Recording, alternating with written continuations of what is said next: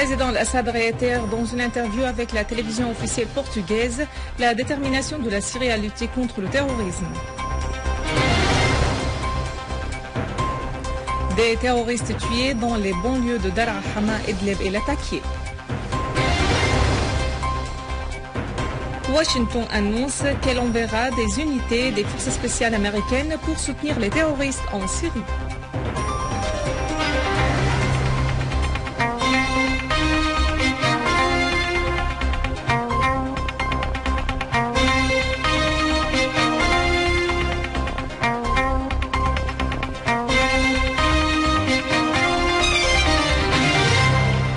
Mesdames et messieurs, bienvenue à vous tous à ce bulletin. Le président Bachar al-Assad a affirmé que l'ordre international que représente l'ONU et le Conseil de sécurité et qui devrait résoudre les problèmes, protéger la souveraineté de différents pays et interdire les guerres avait échoué dans sa mission.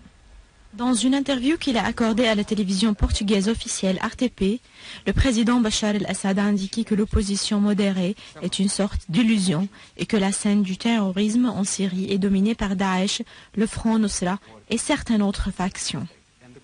Le président al-Assad a fait savoir que la crise avait influé l'ensemble de la Syrie et chaque Syrien, quelle que soit son appartenance ou sa loyauté. Et le président al-Assad a ajouté: en dépit de toutes les difficultés, les Syriens sont déterminés à poursuivre la lutte contre le terrorisme. De même, le président al-Assad a fait allusion à la différence entre ce qui s'était passé à Moscou et à Genève, disant: nous disposons de points communs avec certains partis de l'opposition qui ont été invités à Moscou, lesquels ont constitué un début du dialogue qui durerait pour longtemps. Quant à la visite de parlementaires français et si elle était organisée ou surprenante pour lui, le président al-Assad a assuré qu'elle n'était point surprenante et que cette délégation n'était pas la première qui visite la Syrie, soulignant à cet effet les différentes délégations de la France et d'autres pays qui avaient visité la Syrie.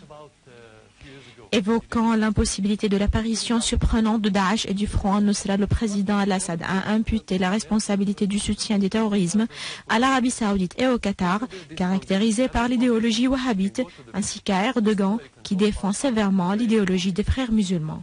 Questionné sur l'appui de l'armée syrienne aux Kurdes, le président al-Assad a confirmé le soutien des Kurdes avant la question d'Ain Arab, affirmant que nous disposons de documents sur les armes, que nous les envoyons, en plus des raids aériens et de bombardements.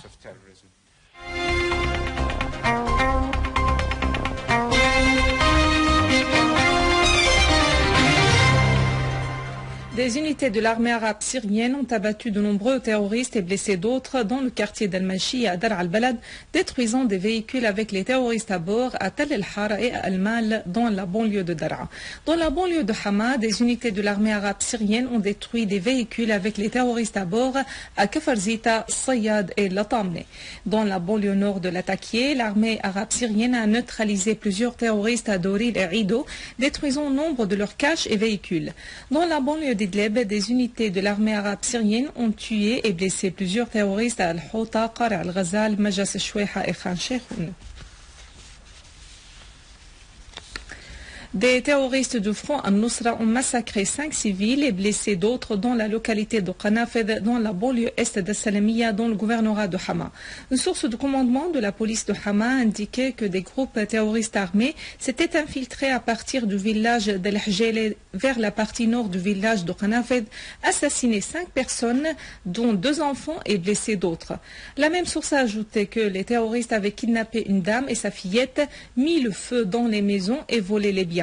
La source a indiqué que les habitants s'étaient accrochés avec les terroristes et avaient abattu un parmi eux. Le gouverneur de Homs, Talal Barazi, a assuré que le gouvernement syrien accueille favorablement tout rôle positif pour stabiliser la patrie.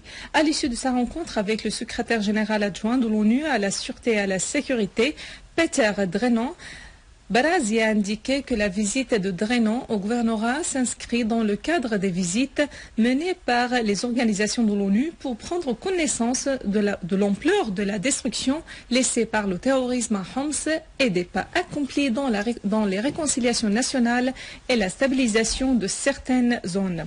Barazi a affirmé que les réconciliations qui ont lieu à Homs s'appuient sur le dialogue intersyrien sans une contribution directe de la part de l'ONU.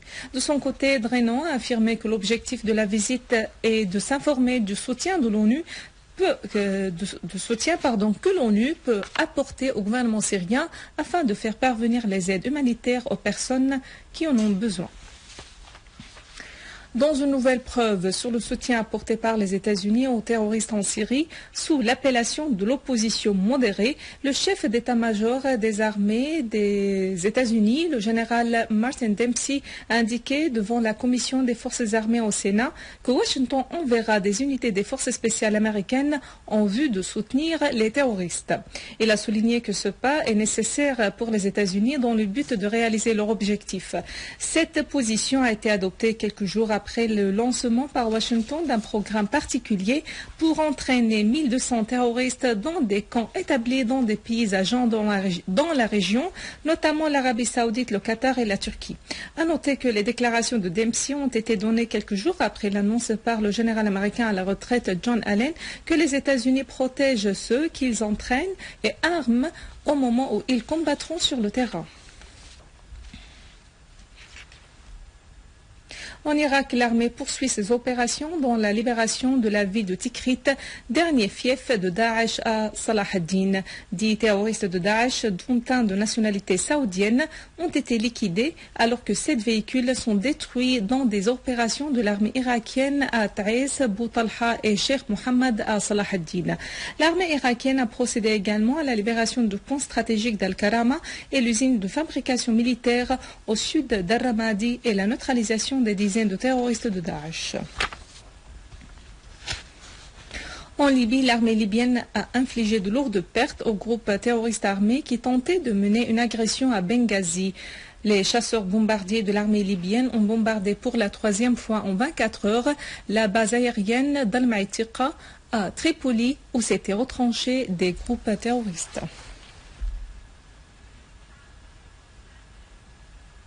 Avant de clore ce journal, un rappel des principaux titres.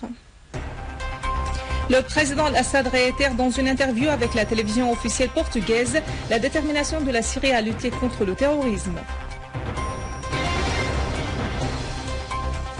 Des terroristes tués dans les banlieues de Daraa, Hama, Idlib et Latakia. Washington annonce qu'elle enverra des unités des forces spéciales américaines pour soutenir les terroristes en Syrie. Mesdames et messieurs, c'est la fin de notre édition. Pour la revoir, visitez notre site web syriaonline.sy. Merci à vous, merci à toute l'équipe. Au revoir.